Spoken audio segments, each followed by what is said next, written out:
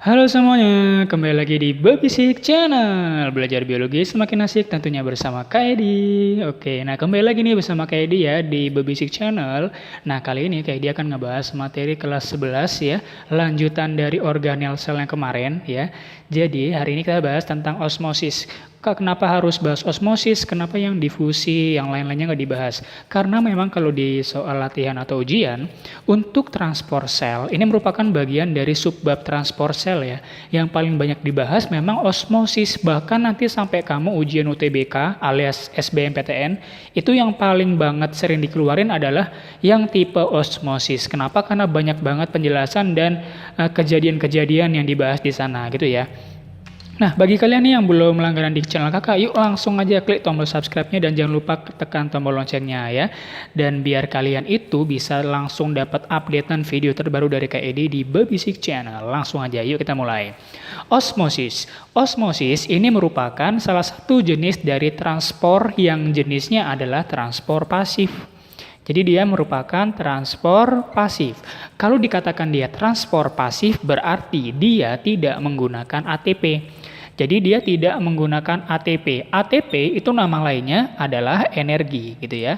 Nah selanjutnya ciri khas dari osmosis. Osmosis sebenarnya adalah nama lain atau kebalikan proses dari difusi. Dimana kalau osmosis itu adalah perpindahan senyawa atau molekul dari hipotonis ke hipertonis. Dari yang hipo ke hiper gitu ya. Dari yang encer ke yang pekat gitu ya. Dan ciri khasnya adalah dia akan melibatkan yang namanya selaput membran yang sifatnya adalah semi permeable. Membran semi permeable. Apakah artinya semi permeable? Artinya kan ada kata semi. Permeable itu artinya bisa dilewati oleh semua jenis zat atau molekul. Sedangkan kalau semi berarti hanya zat-zat tertentu saja. Hanya zat-zat tertentu saja. Jadi dia sangat selektif ya, artinya nama lainnya selektif. Jadi nggak semua diizinkan masuk kayak gitu ya. Nah kalau kamu masih bingung apa itu artinya hipotonis, hipertonis, dan isotonis, kakak jelaskan di bawah ya. Jadi ada istilah di sana seperti ini nih. Isotonis, ada lagi hipotonis, dan satu lagi hipertonis. Nah ini ada istilah-istilahnya ya. Kalau kalian pernah minum apa ya? Minum cairan isotonik, dengan apa artinya cairan isotonik? Adalah cairan yang bisa menggantikan ion-ion kamu yang baru aja hilang karena aktivitas keseharian kamu kan. Nah artinya isotonis adalah seimbang. Seimbang ya, netral. Mungkin bahasa lainnya banyak ya, seimbang, netral kayak gitu. Kalau hipo itu artinya rendah kan. Karena rendah berarti tingkat konsentrasinya rendah atau kepekatannya rendah. Sehingga kalau kakak bilang ini encer aja kali bahasanya ya, encer. Sedangkan kalau hiper ini pekat gitu ya, pekat. Nah contohnya kalau yang kita udah ngomongin hipo, kalau udah ngomongin hipo pasti dia ciri khasnya atau contoh yang sering digunakan adalah air atau aquades. Nah ini paling sering banget nih. Pokoknya kalau udah dibilang direndam di air atau direndam di aquades berarti lingkungannya itu adalah hipotonis gitu ya. Kalau hipertonis berarti dia pekat. Contohnya siapa yang pekat? Boleh air gula atau glukosa atau air garam, boleh ya. Nah itu sekilas tentang pembukaan dari materi tentang osmosis ya. Nah sekarang kita move bagaimana perubahan yang terjadi jika sel tumbuhan dan sel hewan berada pada kondisi yang ketiga ini, isotonis, hipotonis, dan hipertonis. Mari kita cek penjelasannya. Kakak geserkan dulu ya kameranya. Oke. Nah, ini dia kurang lebih seperti ini. Jadi bisa kamu lihat di sana ya. Jadi ada jenis-jenisnya. Sepertinya kurang ini ya. Coba bentar, kakak giniin aja kali ya. Nah, gitu. Nah, jadi kalau kamu amatin di sana itu nanti ada mungkin kakak dekatin aja kali ya. Nanti untuk yang udah jadi baru biar lebih jelas. Nah, ini. Nah, kalau yang pertama itu ada sel tumbuhan. Di sebelah kiri kalian ada namanya sel tumbuhan. Nah, sel tumbuhan ini di sini kakak sama ratain aja ya, sama ratain. Jadi yang gambar atas atau yang paling atas ini lingkungannya adalah lingkungan isotonis. Lingkungannya ya atau lingkungannya. Kayak spidol ini kakak rendam di gelas yang isinya air aquades. Berarti lingkungan dari aquades itu adalah air gitu ya. Ini isotonis, yang kedua hipotonis. Dan yang terakhir adalah hipertonis. Lingkungannya ya, kakak ulangin lagi, ini lingkungannya. Dalam kondisi isotonis ya, kakak ulang lagi, dalam kondisi isotonis, ini sel tumbuhan ciri khasnya adalah kaku, jadi dia bentuknya kayak kotak karena dia kaku ya, karena punya dinding sel. Nah, di sini kamu lihat ada gambar spidol warna merah, itu merupakan pergerakan keluar masuknya si air atau H2O. Saat kondisi seimbang atau isotonis, maka jumlah air yang masuk dan yang keluar itu sama guys. Jadi ini H2O-nya keluar, kemudian masuk lagi. Keluar, masuk lagi, sehingga di dalam sel itu kondisinya sangat seimbang. Itu namanya isotonis. Dia direndam dalam suatu larutan yang sifatnya isotonis, sehingga tidak memberikan dampak atau perubahan terhadap sel itu sendiri. Gitu ya, itu namanya isotonis. Nah, kalau yang ini, dia direndam di larutan hipotonis. Sel yang kedua ini sel tumbuhan, apalah tumbuhan apa ya, ini di lingkungannya hipotonis. Berarti dia direndam di air atau aqueous. Ingat, kalau dia osmosis, pergerakannya dari mana? Hipo ke hiper. Hipo ke hiper. Jadi kalau dia lingkungannya hipotonis, sedangkan gini konsepnya. Kalau lingkungannya hipotonis, berarti di dalam sel ini sifatnya adalah hiper ya. Hiper. Nggak pernah sama guys, ini kan hipo, ini hiper. Pokoknya dibalik-balik aja, kalau di luarnya hiper maka ini hipo. Kebetulan yang kedua ini dia lingkungannya hipo, berarti di dalam sel itu hiper. Ingat, kalau osmosis yang bergerak adalah hipotonisnya. Hipertonisnya diem aja, berarti airnya masuk dong, kan hipo ke hiper. Air masuk ke dalam sel tumbuhan. Kenapa? Karena air hipotonis. Berarti tanda panahnya masuk ke dalam semua. Karena air sifatnya lebih hipo, dan di dalam sel sifatnya hiper. Yang hiper diam aja, yang bergerak hipo. Berarti hiponya alias airnya masuk ke dalam sel, menyebabkan tanaman tadi menjadi menggembung dong, menggembung. Jadi, tapi nggak bisa pecah. Kenapa nggak pecah? Karena sel tumbuhan punya dinding sel, ya. Jadi gambarnya ini nanti ada namanya dalam kondisi turgor, ya. Jadi kalau yang kedua ini namanya turgor. Tekanan turgor adalah kondisi di mana sel tumbuhan banyak kemasukan air dari luar selnya, sehingga menyebabkan nanti si membran plasmanya ini yang warna biru, ini membran plasma ya yang warna biru ini, membran plasma atau membran selnya akan menekan bagian tepi dari dinding sel, sehingga seperti kayak mau pecah tapi nggak bisa pecah karena dinding selnya sangat kuat guys ya. Next.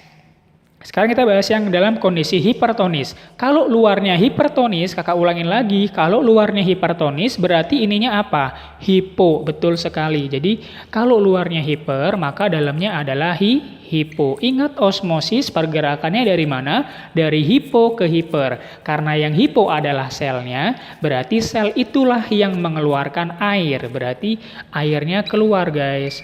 Kan hipo ke hiper. Yang hipo siapa? Selnya di sini. Berarti selnya yang menghilangkan air atau mengeluarkan air. Kalau yang di sini tadi siapa yang hipo? Luarnya. Makanya luar masuk.